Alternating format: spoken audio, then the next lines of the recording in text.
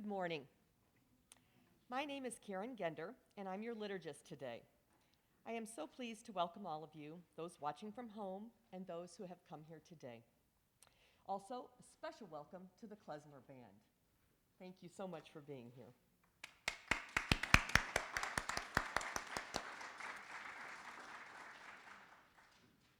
We are one community, united, more together than apart.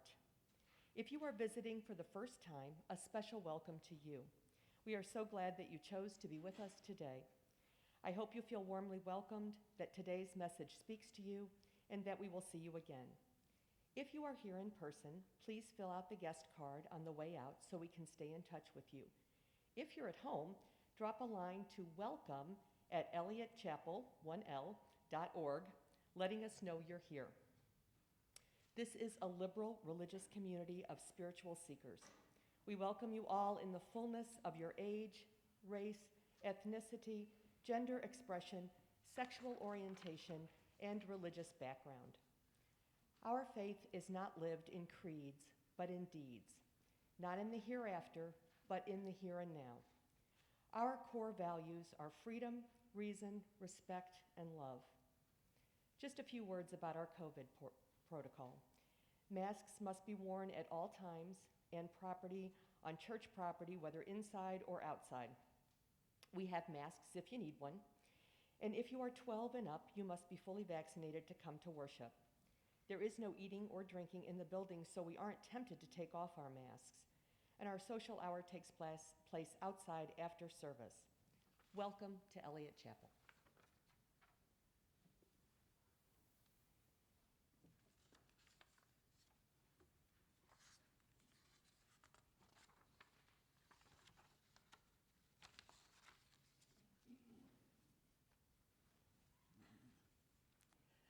Our opening words are by the Reverend Gretchen Haley.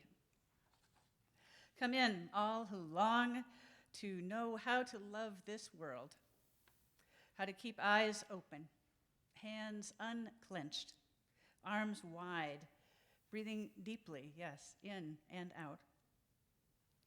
This is a time to practice because there is still so much good and beauty and joy.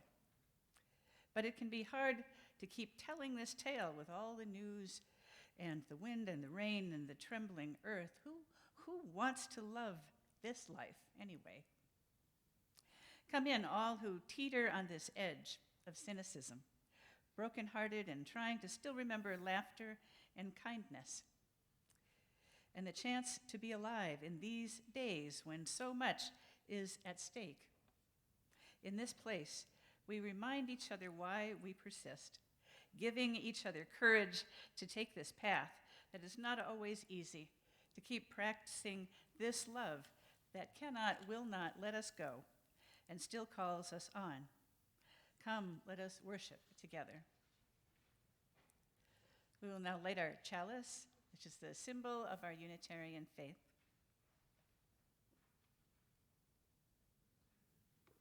Ta-da. Deep calls unto deep, joy calls unto joy, light calls unto light. Let the kindling of this flame rekindle in us the inner light of hope. Please rise in body or in spirit to sing our opening hymn, number 1000, or the words are on the back of your order of service. Morning has come.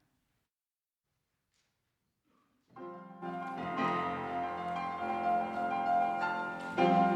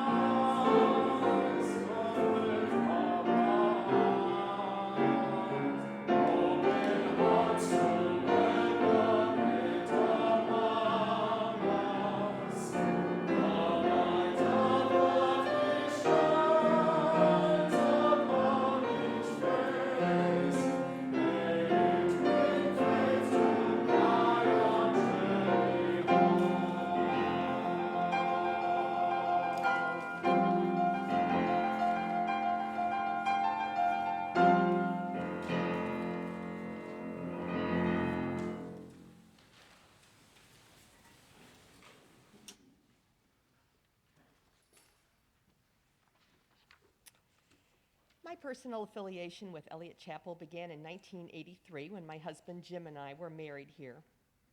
Over the years, we were active in raising 2 children in the religious education program, doing work projects, providing meals for the homeless, and many stewardship campaigns. Currently, as a member of Eliot, I sit on the board of Kirk Care, which is the food pantry and utility assistance program for those living in the Kirkwood School District attendance area. I'm going to invite you at this time to speak the congregational covenant that is in your order of service in unison. As a free congregation, we promise to one another our mutual trust and support. To create beloved community, we promise to be kinder to each other than we have to be, to listen fully to each other with an open heart, a minded heart, to speak responsibly and respectfully, to find ways to improve our church for all members and friends.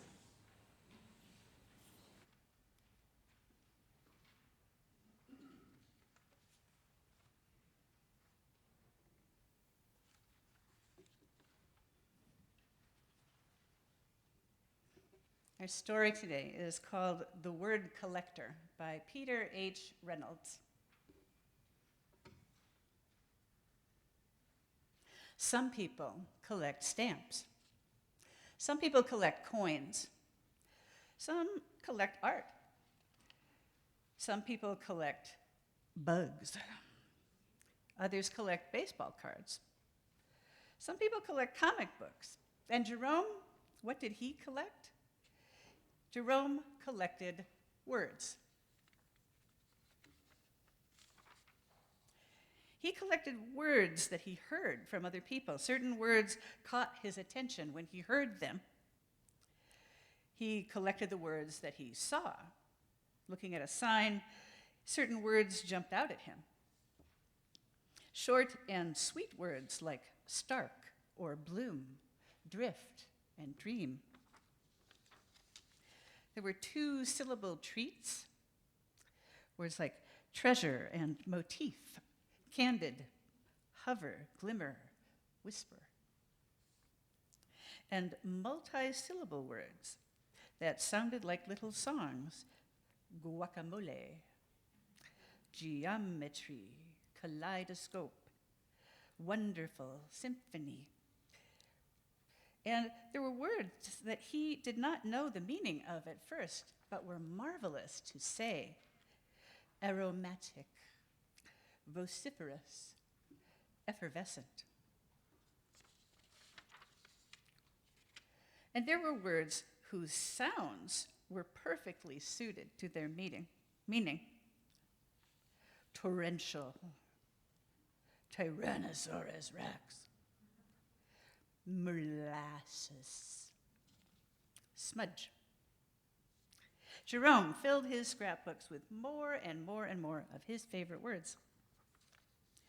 Jerome's collections grew. He began organizing them into categories like dreamy and science, and sad and action and poetic. One day, when he was transporting his whole collection of words, Jerome slipped and his words went flying. And he began to pick them up, and he noticed that his collection had become all jumbled. Big words next to little words, sad words next to dreamy words. And Jerome began stringing words together on like a clothesline, words that he had not imagined side by side. He used his words to write poems. He used his poems to make songs, and they moved and delighted. Some of his simplest words were the most powerful. I understand. I'm sorry. Thank you. You matter. Jerome eagerly collected more and more and more of his favorite words. The more words he knew, the more clearly that he could share his thoughts and feelings and dreams with the world. One breezy afternoon, Jerome climbed the highest hill, pulling a wagon packed with his word collection.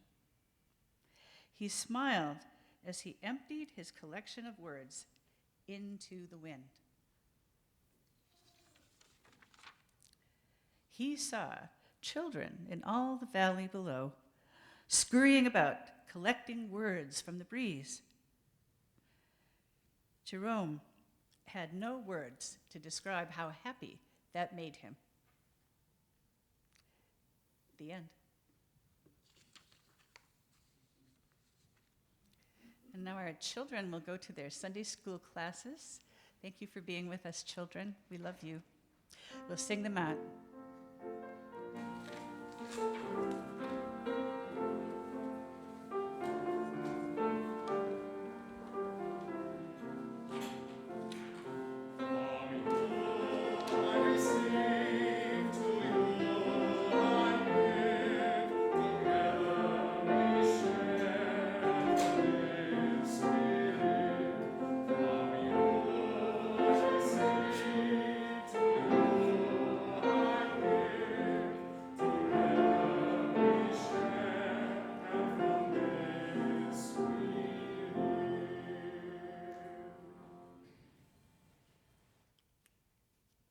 I invite you now into a time of prayer and meditation. If you wish to, you may plant your feet flat on the floor, straighten your spine, close your eyes, and follow your breath. And hear these words by Jen Richardson, her poem, A Blessing for Travelers in the Dark. Go slow if you can, slower, more slowly still, friendly dark or fearsome. This is no place to break your neck by rushing, by running, by crashing into what you cannot see. Then again, it is true. Different darks have different tasks. And if you have arrived here unawares, if you have come here in peril or in pain, this might be no place you should dawdle. I do not know what these shadows ask of you, what they might hold that means you good or ill. It is not for me to reckon whether you should linger or you should leave, but this is what I can ask for you, that in the darkness there be a blessing, that in the shadows there be a welcome, that in the night you be encompassed by the love that knows your name. Let us dwell for a moment in silence.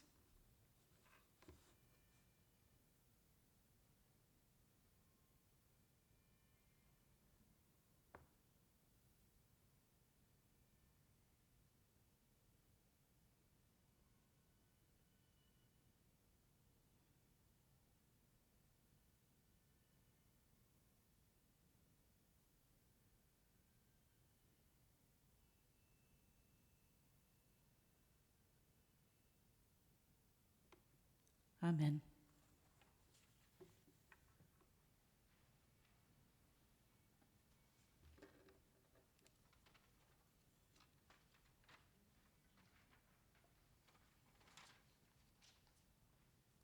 And now we sing together. I'm still getting used to this being in person thing. Hymn number 349, and the words are in your order of service. 394. Well, we don't have hymnals anyway. So.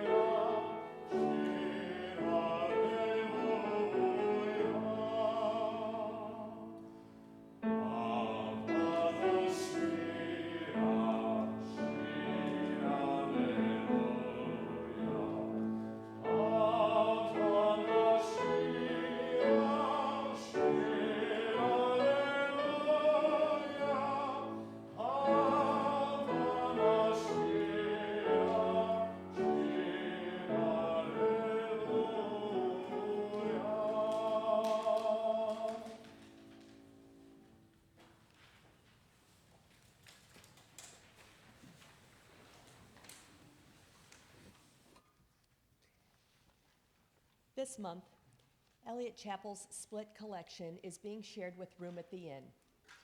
Room at the Inn is an emergency shelter located in Bridgeton, Missouri. Prior to COVID, Eliot Chapel, along with about 60 other congregations in the St. Louis area, hosted a homeless from Room at the Inn, taking 10 people in for each church nights, and we did every Thursday night for almost 30 years. But now, because of COVID, of course, they are staying at their shelter in Bridgeton, and actually it's working out very well. They've made the rooms into homes for the people, and honestly, the amount of time that people are spending in emergency shelters is longer than it once was. But they still need help with meals and providing meals and different expenses, backpacks, those kinds of things for the children. So they are very appreciative of our generosity. Thank you. Good morning. I'd like to say a few words before we play this piece for you. Today is the last day of Hanukkah, as a lot of you may know. And Hanukkah is, if nothing else, a holiday of hope and faith. Hope that things will turn out right, even against all odds, because of your faith. And that is important for us today because my wife and I have had the great fortune to host 5 musicians from Paraguay. We're studying with the Ariana String Quartet. You're going to hear from Paulo in just a moment. But talk about hope and faith. When they were growing up as little children in Paraguay, they were so poor, and they wanted to play music, but they didn't have any money to buy instruments. Instruments are very expensive in Paraguay. So the music director in Paraguay gathered his craftsmen together, and they fashioned instruments out of things they found in the trash heap. In fact, there is a PBS documentary about this. If you go on YouTube and look at Paraguay Trash Orchestra, you'll find this. And Paulo, who is going to be the soloist here in Mark's Hora, started his career playing a viola made out of a 3-liter, I know they don't have 3 beer here, but 3-liter Coke bottle. And you can see pictures of it. There's a Coke bottle attached to a stem, and he played the viola on that. And this trash orchestra went various places in Europe and around South America, and now he's got a real viola. He's going to play for you. This is a piece called Mark's Hora.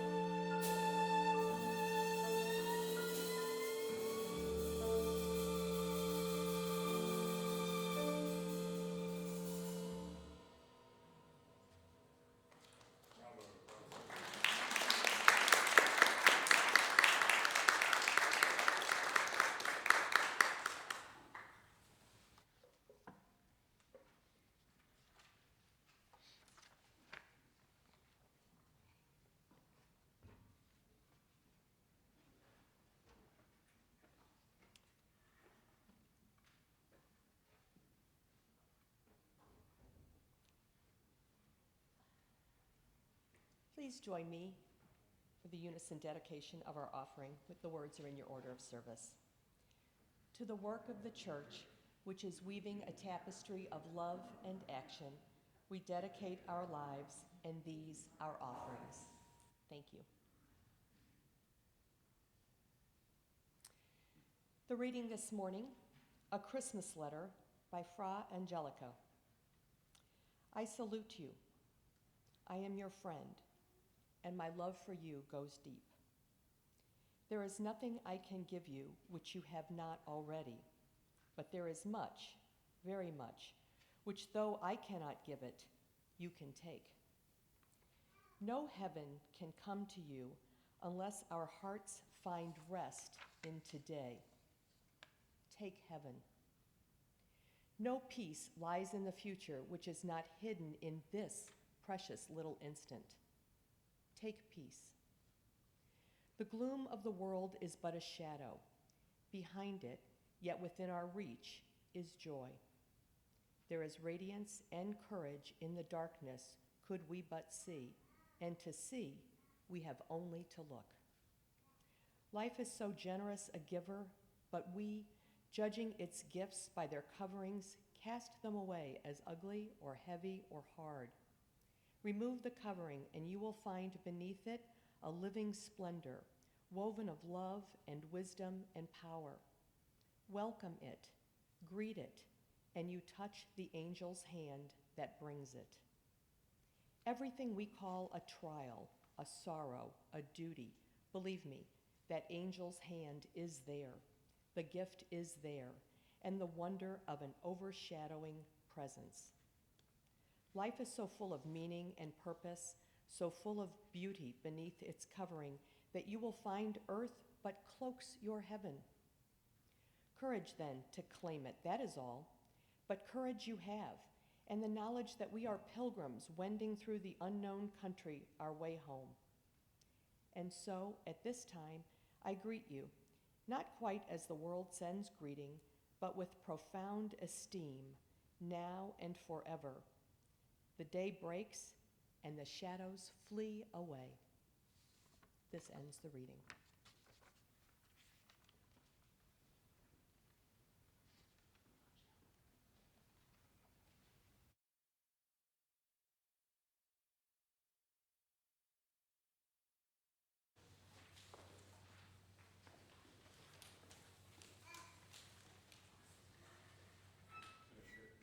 So you often hear that Yiddish is the language of Jews, the informal language of Jews, and that's true for the northern branch, the Ashkenazi branch of Judaism.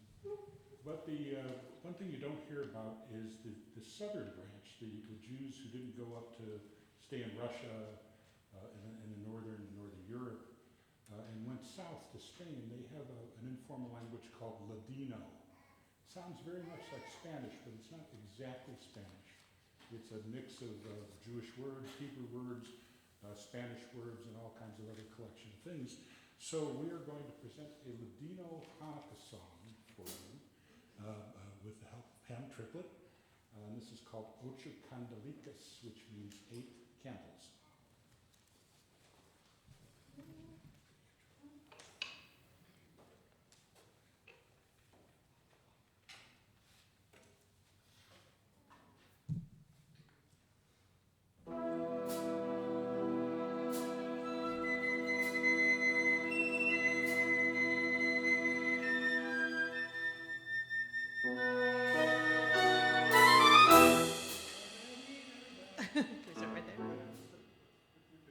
Okay, sorry.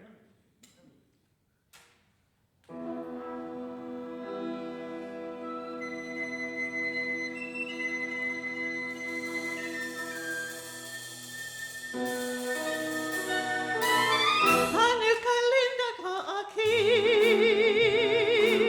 ocho candesa para mí. Hanukkah linda ko aki, ocho candales para mí. Una candelicas, dos candelicas, tres candelicas, cuatro candelicas, una candelita.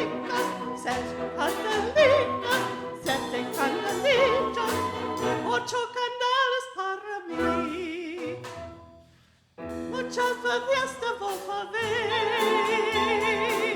con alegría sin placer. Muchas fiestas vou fazer, con alegría sin placer. Oh, una candelika, dos candelicas, tres candelicas, cuatro candelicas, siete candelicas, seis candelicas, ocho candelas para mí. Las pastelicas son a ver, con alegría sin la miel. Las pastelicas se comen, con alegría sin miel. Oh, una candelica, dos candelicas, tres candelicas, seis candelicas, cuatro candelicas, seis candelicas, siete candelicas, ocho candelas para mí. Una candelica, dos candelicas, tres candelicas, cuatro candelicas, cuatro candelicas, seis candelicas, siete candelicas, ocho candelas para mí. Una candelica, seis candelicas, tres candelicas, cuatro candelicas, cinco candelicas, seis candelicas, siete candelicas, ocho candelas para mí.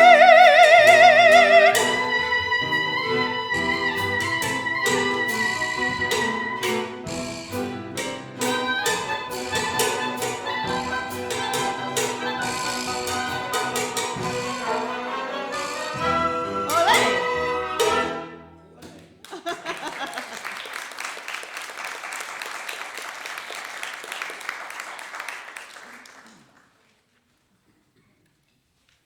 I started looking forward to this Sunday a while back because I knew if anybody could bring the joy, it was Klezundheit. Thank you so much. What is joy, actually? What exactly? How would you describe joy? Is it a rush of pure happiness, a flood of well-being? Organizing guru Marie Kondo describes joy as the feeling when all the cells in your body rise up and you feel light. You feel like light. It's like music that makes you want to dance. Joy is intense. It is not a state of being that you can have all the time. I don't think it's something that we can expect to have joy all the time. Brene Brown says it would be exhausting to feel joy all the time. And yet, this is a season in which we see that word, joy, all the time. A lot of us can get a little raggedy as the holidays crank up, and the words like joy and merry are sort of handed to us like assignments, like, go do this now. Requirements, be joyful. Better maybe to think of joy as a kind of a practice, spiritual practice. We can't manufacture joy, it doesn't come on command. But certainly there ought to be practices of joy that allow us to be receptive to it, to make room for it. Because the world is good at crowding out joy, unfortunately. Instead of practices of joy, the world seems better at practices of oi. Especially these past few weeks. Thanksgiving holidays have thrown, I think, a spotlight on the virus, on people we love who have not chosen to get the vaccine sometimes. It's made some dinner tables smaller. The Supreme Court's deliberation about abortion laws in Mississippi have some of us on edge. And another school shooting, this time in Oakland, Michigan, 4 students gone. How is joy even possible? Frederick Buechner said that happiness comes from the places where you'd pretty much expect. A good marriage, a fulfilling job, a pleasant vacation. But joy, the source of joy, is mysterious. Joy is possible, though. These small moments of joy are possible, even when things, I think, are difficult. You may have experienced this. You may have experienced this when, if you've ever had to prepare a memorial service for somebody, and it's a very sad time, but you start to tell stories about the person who died, and suddenly you just burst out laughing, and you think, where did that come from? That's joy existing at the same time. Joy gets covered over and cluttered up.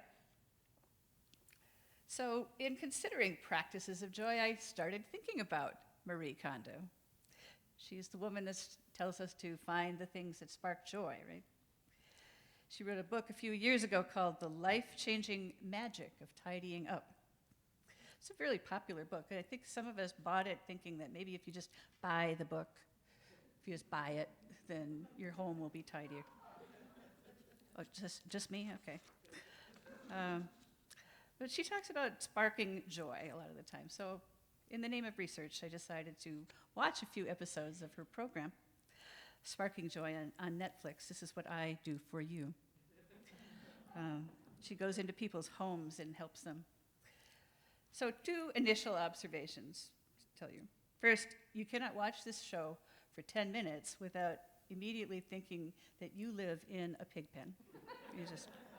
It's going to happen. Just wait.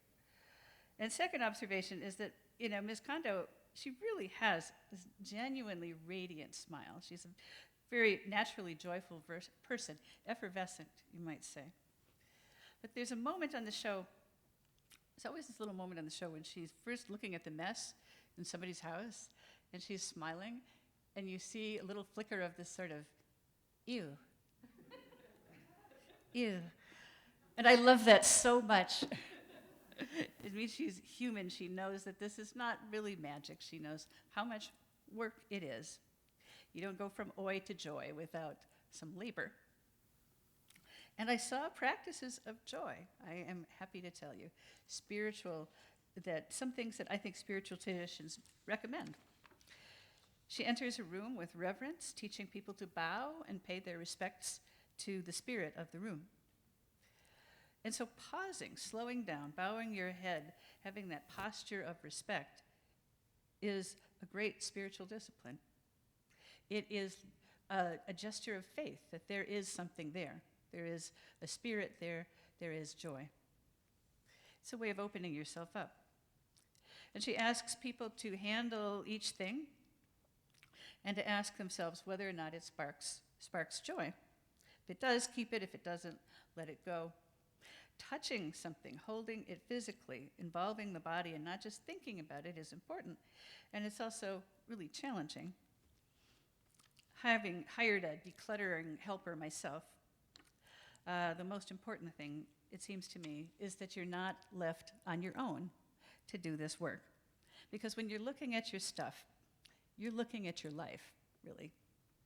You're looking at your life and all of its glories and failures and messes and losses, dreams. And you look at these things and you see the remains of a project that didn't go anywhere or succeeded but ended. And with support, maybe you can come to admire that person you were that worked so hard, who cared that much.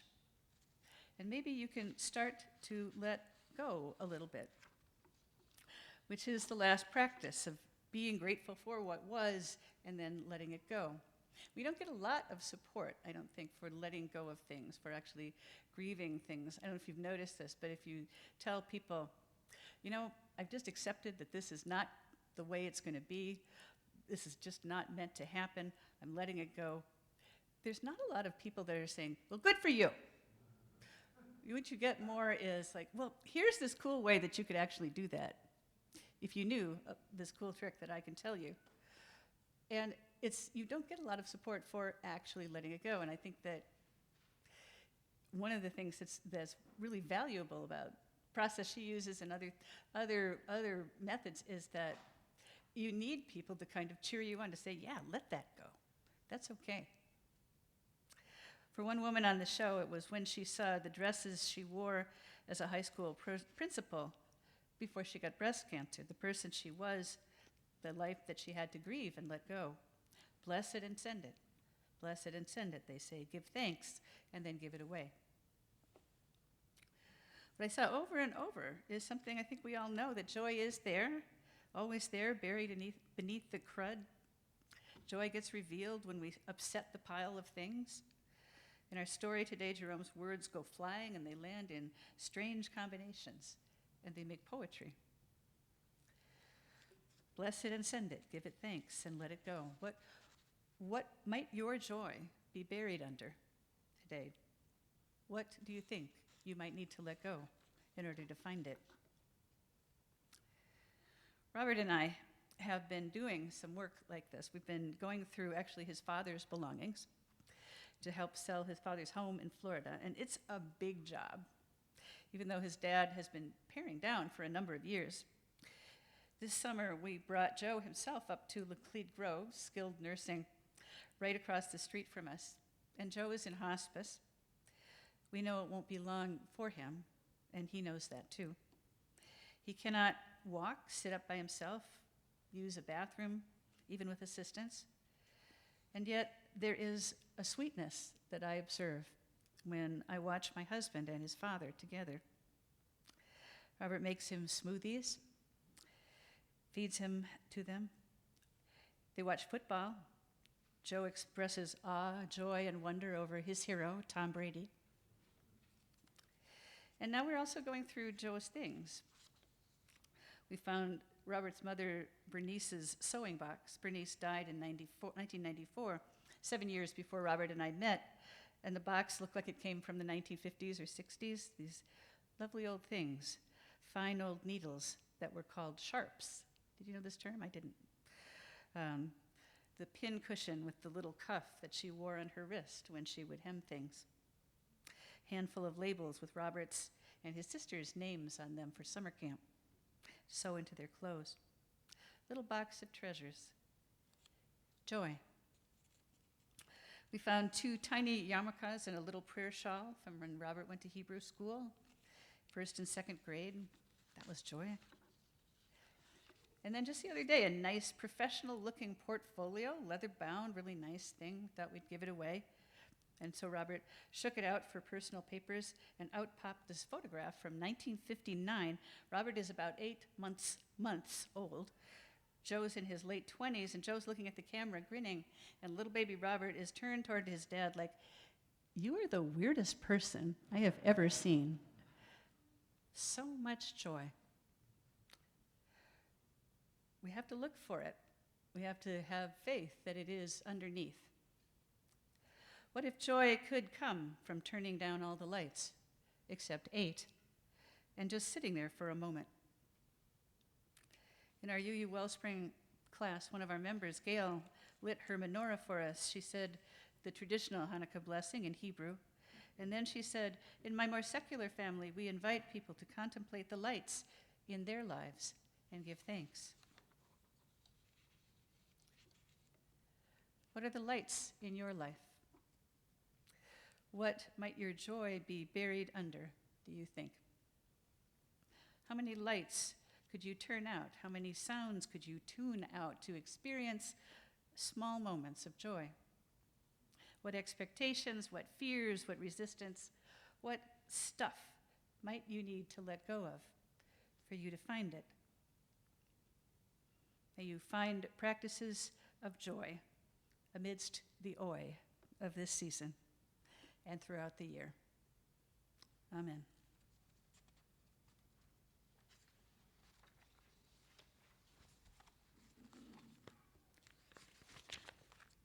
Our closing hymn is number 1059, again on the back of your service.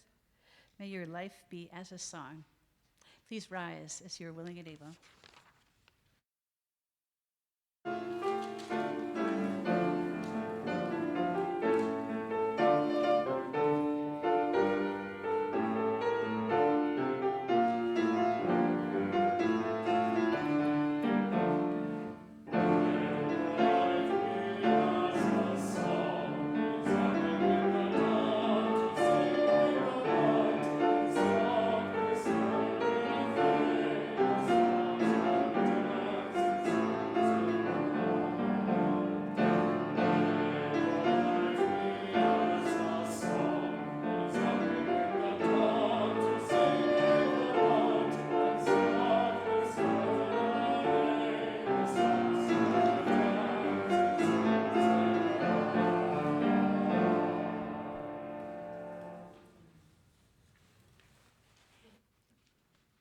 And now may the love which overcomes all differences, which reconciles all who are separated, which heals all wounds, which puts to flight all fears, be in us and among us, now and always.